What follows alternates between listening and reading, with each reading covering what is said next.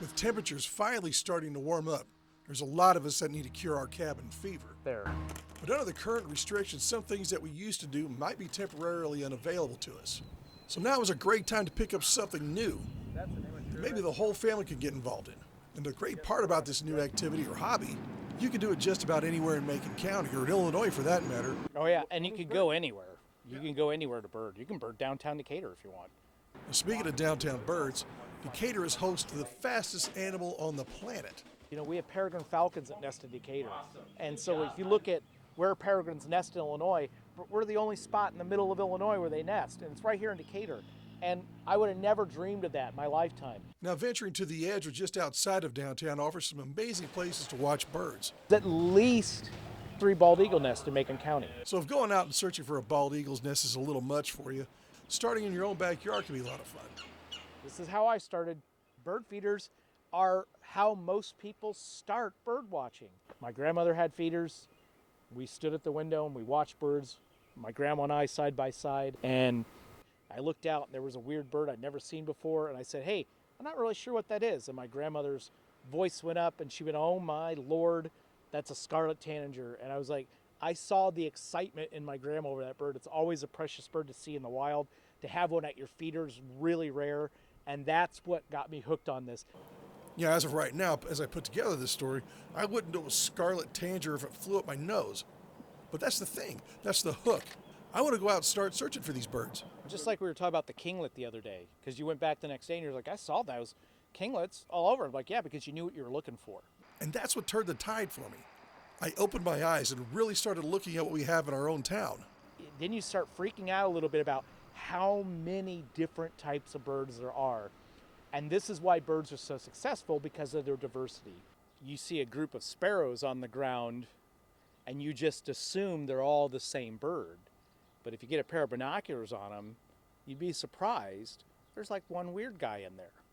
And you're like, what's that guy doing in there? Because he's a little different than the rest of them. But he's in that same group of birds and he feeds the same way.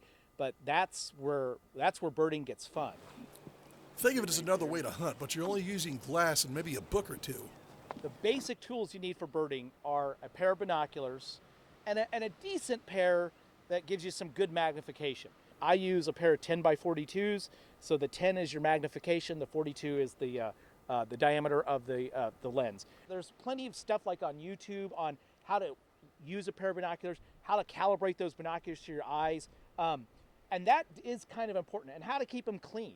And once you can see far away with binoculars, you're going to want to know what you're looking at. A good ID book is great, but you want an ID book that's a book that tells birds in your location. National Audubon has the Sibley Bird Guide. National Geographic has a great bird guide. But you definitely don't want to get something that's global when you're starting out for the first time. You can even start your own checklist of different birds that you see. I think Illinois Audubon has some. Even National Audubon has some. Some ID books that you buy come with them. So they're called, some people call them a life list. So what it is, it's just a checklist of birds, and you go out and you go, oh, I saw that. And then you can check that off your list. And this might even get competitive. And that's something you can self-challenge yourself with. How many birds am I going to see today? You could definitely have fun in a family situation. Is like who sees what birds and who's got the coolest bird sighting for the day, who's got the rarest bird sighting for the day. Turns out I got the coolest bird of the day when we shot this video.